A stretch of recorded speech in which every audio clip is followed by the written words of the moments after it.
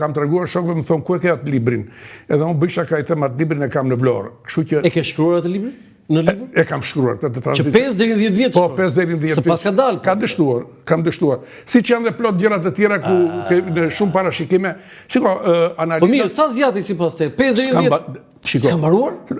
Tranzicioni politik dhe tranzicioni ekonomik në shoqërinë shqiptare ka përfunduar. Kur? Pra, kur përfunduar? Në një farë mënyrë. Kur? Shiko, kur antarësuan në NATO? Antarësimi në NATO ishte një gur prove, ishte një pikë kthese. Ne nuk kemi më rrezikjet na rikthehet diktatura ose na rikthehet prona kolektive në mbi mjetet e prodhimit të shoqëri. Po ne nuk kemi mbyllur problemet e tranzicionit moral, që kanë të bëjnë me formimin e qytetarisë, që kanë të bëjnë me familjen, kanë të bëjnë me familjen, me problemet e tjera. Duke thënë që ne jemi një popull fshatar? Jo, ne nuk kemi, ne jemi popull. Jo, nëse mendon thuaj, mos falëf. Se thon Gzim Tushi, se po ta them unë.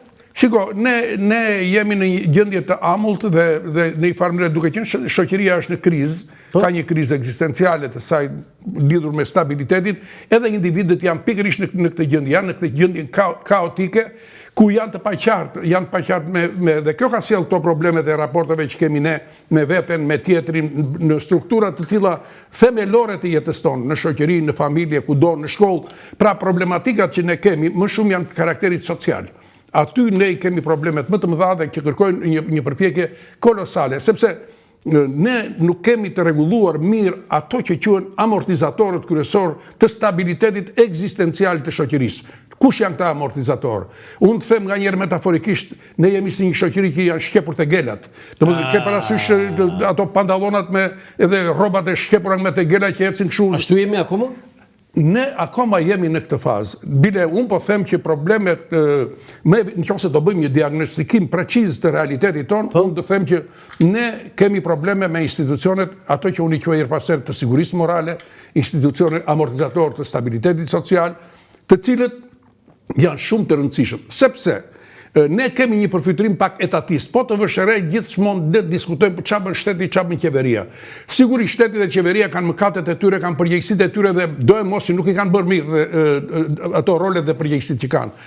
Por unë mendoj që ne duhet ta kthejmë optikën jo vetëm në mënyrë konkave, por dhe konvekse në drejtimin ton, brenda vetes tonë. Edhe vetëm kështu, po edhe kështu. Edhe kështu, duke parë që ne kemi probleme me familjen, ne kemi probleme me shkollën, ne kemi probleme me komunitetin, ne kemi probleme me neurotizmin social, me konfliktet, me dhunën në familje, me divorcin.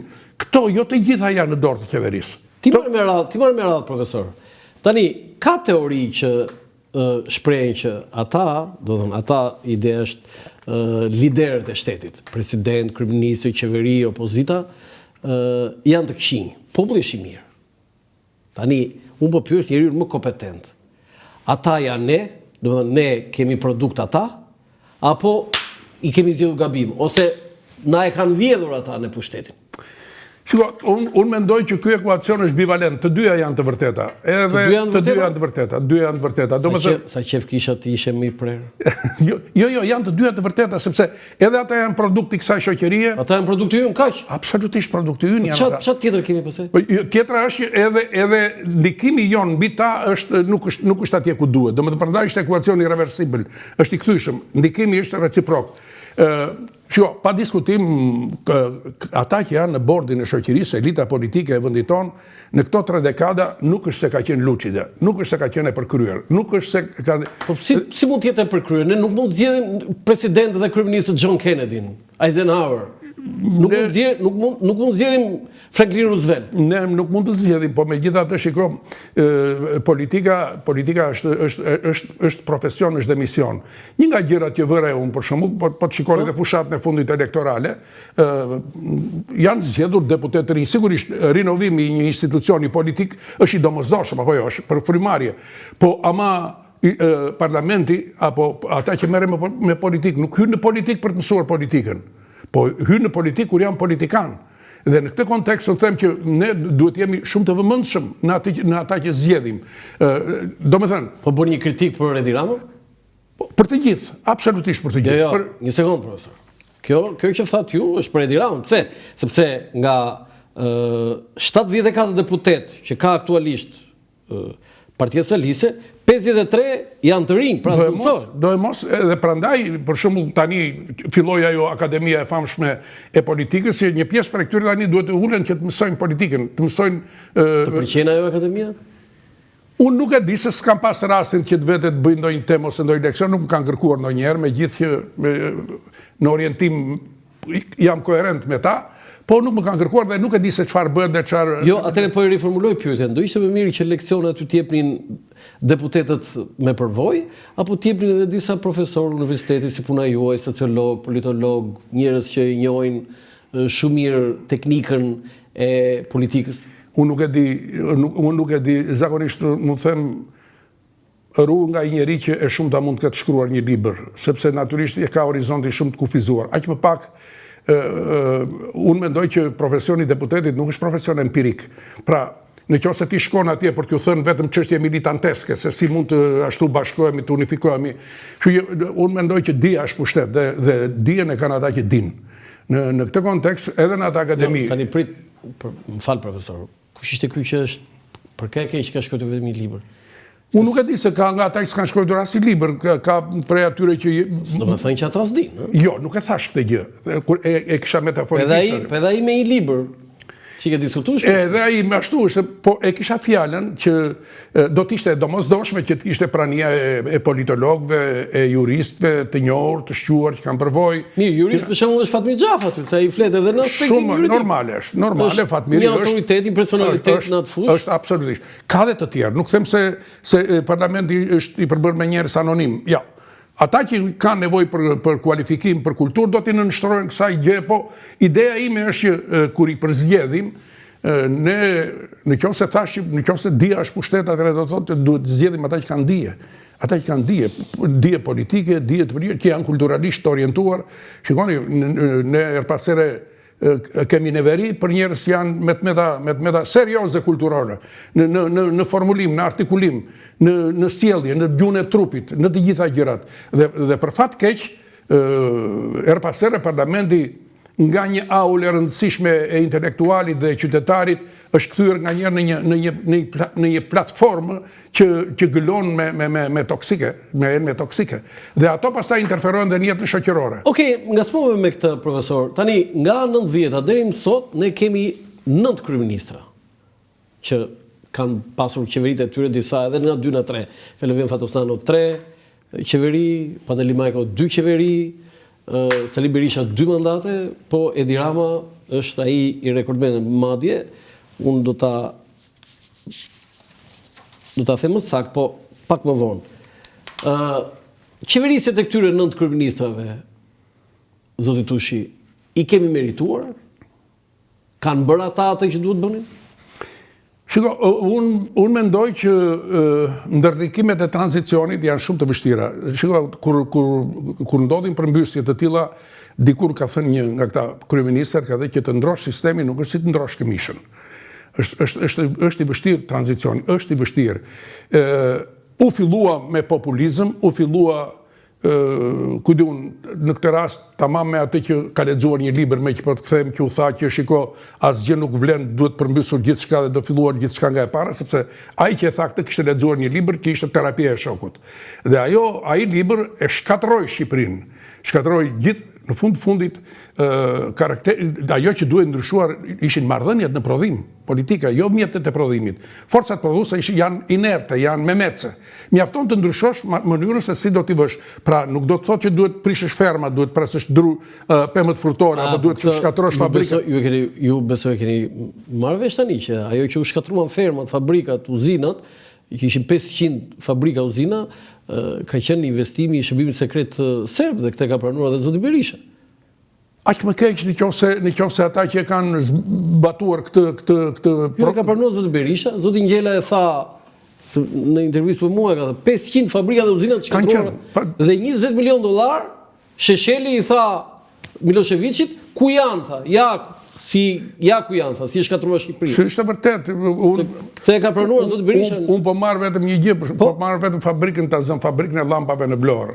Sapo ishte rikonstruktuar me një vlerë $5 milion Sa ishte rikonstruktuar? Sa ishte rikonstruktuar dhe prodhonte llampa tungstram, lampë 1200 orë pune. Dhe në 90-ën, fabrika e lampave u shkatërua, që ishte moderne, u shkatërua krejt. Në thënjësh? Në thënjëshin, se qartë është.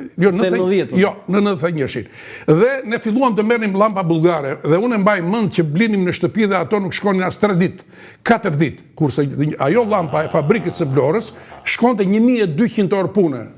Ishe shkatëroj fabrikën? Po ne shkatruam. Vetëm ka që u tha që këto nuk janë fabrika komuniste, ti shëmbim, ti shkatroj. Do thënë, ne u shkatrua fabrika lampave, se dikush tha që është fabrikë komuniste. Do ta shkatroj. Absolutisht. Dhe ju fut populli? Gjitha populli natyrisht u inspiruan se kështu kaq. Po jo, ju fut populli dhe e shkatroj. Patë fabrikën e sodës. Jo, prit rrim këtu njërë. Po kur bleu lampa pas e bullgare, thanë njërë çfarë bë?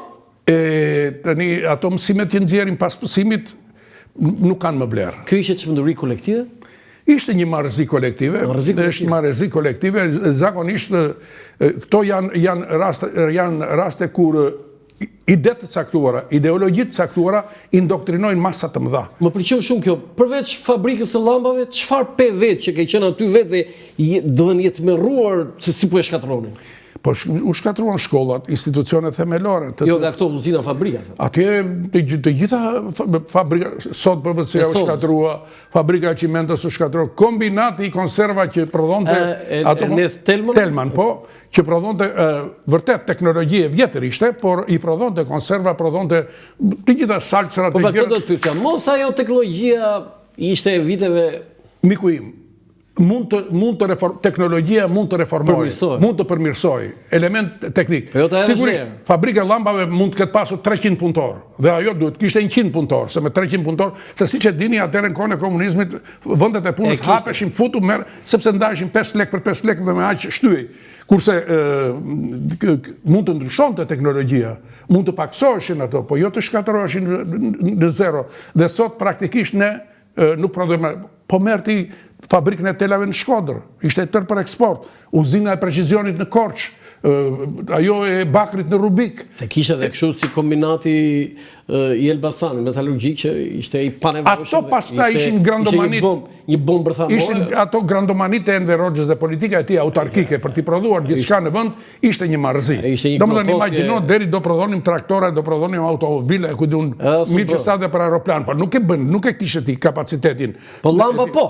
Tela po, konserva po, se ti kishe gjitha, sidomos industrinë ushqimore, ti u shkatrua industria ushqimore, po mi të marrësh ato kompostat, po kompostat e Shqipërisë ishin mrekullueshme. Prodhoheshin që nga Dibra deri Sarandë. Fabrika e çokoladave, si u shkatrua? Ishte një mëkat i madh. A kemi ne, profesor, të trashëguar nga ato 50 vitet komunizmit shoqëria jonë cilësi pozitive? Shiko, unë jam kundër nihilizmit, kundër shikimit të njëanshëm të sistemit të vlerave në një shoqëri. Sistemi i vlerave, i zakoneve, i traditave janë një koracë fort e cila interferohet nga politika, po nuk mund të deformohet deri në fund prej saj. Pa diskutim, eksperimenti që u bë mbi popullin shqiptar në 50 vjet ishte një eksperiment makabër, i shëmtuar, tragjik, i jashtëzakonshëm. Po ju tregoj një anekdot, një plak, po kalonte Gorbaçovi në rrugë dhe i del një plak përpara dhe i thot, mund të të bëjmë pyetje më birë? Po, mor, i tha Gorbaçovi. Mor, këtë socializmin kush e ka shpikur?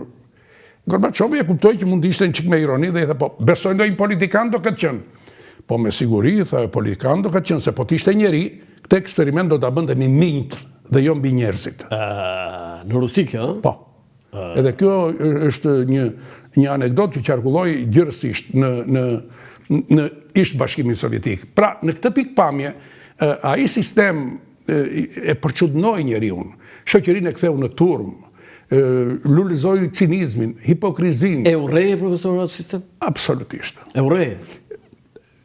Nuk mund të them që isha disident, po për shembull fakti që nuk gjatë asaj periudhe nuk pata mundësi të pak në kulturalisht të kisha mundësi të lexoja, të kisha librat e dur. Ata mbarova për filozofi, sociologji, pa prekur një libër me dorë, një libër sociologjik, përjashtuar veprave të klasikëve të marksizëm-leninizmit dhe veprave të Enver Hoxhës, fjalimin Berat, fjalimin e Kosh. Mbaruat sociologji, u diplomuat filozofi, po, pa pa prekur një libër filozofik me dorë. Si u diplomua? Atëherë u diplomua me ato lëndë. Shiko, lëndë kishte atje dhe bëshin, nuk mund të them. Ishin këto të ndërtrimit. Po ishin këto. E kam thënë dhe herë tjetër, aty nga viti 73, kur isha student, ishte koha që e liroj pak regjimi, atë fillua jo lëvizja e rinis, se ishin këto recidivat e ngjarjeve në Francë, televizjeve të studentëve dhe të klasës punëtore në Francë, edhe sistemi këtu filloi ta zbuste një çik, lejoj edhe abonime. Unë atëherë, me qenë që ishte kështu dhe me që lexoja rusisht, mora një libër që botoi nga Universiteti Lomonosov, Vapros e filosofi, çështje filozofike. Libra komunist 73. Mora, ishte 160 lek të vjetra, 4 numra, 20 lek. Si ishin pak atëre, 20 lek ishin, nuk ishin pak. Me erdhën 3 numra nga ato, shumë të bukur. Kishte, pra përmend. I ke dhe sot? I kam, po si i kam bibliotekën e Vlorës. Të ndihmuar? Shiko, në atë kohë më ndihmua, sepse edhe aty, për shembull, ne këtu nuk e zinim dot me goj Freudin, Sartrin. Aty ka njohur Freudin dhe Sartrin. Aty kam lexuar për Freudin, për Sartrin. Me optik marksiste. Po pse je hoqi? Sepse në parathënie thoshte Tavarish Brezhnev skazall. Shoku Brezhnev ka thënë. Dhe vetëm për këtë s'duhet ta merri atë libër me dorë. Dhe ai bllokoi këto libra. Pra ishte një terr i vërtet i jashtëzakonshëm. Kur je zgënjur për të parë nga i regjim, nga i sistem dhe domethënë që kuptove që unë jam zgënjur nga i sistem kur unë fillova të punoja në strukturat e pushtetit vendor dhe të pushtetit lokal në Vlorë.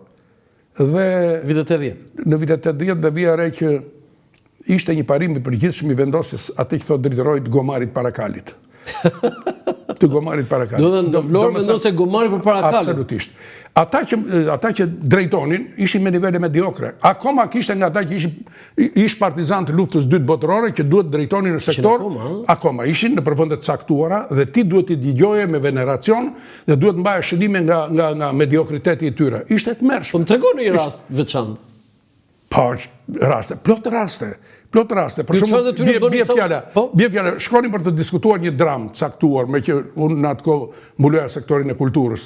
Dhe ata që ishin e prorët e mi të azëm, sigurisht, ata së mundu ishin, dramaturg si isha dhe unë, isha marrë me estetikën e artit që në shkollë dhe kisha një urit e dura për këtë punë.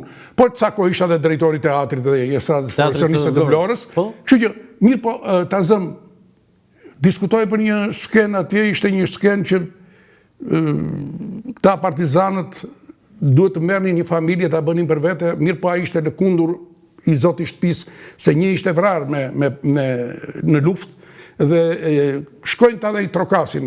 Del vajza në skenë dhe i hapë dhe shikon partizanët aty që duhem të takojnë babajnë. Ajo i thot, babi, thot, karar partizanët. O, thot a i në skenë. O, thot, të lutem, mbyllë e derën, thot, ideja, mbyllë e derën, mbyllë se s'ja pash hajrin, se i kështë vrarë ideal.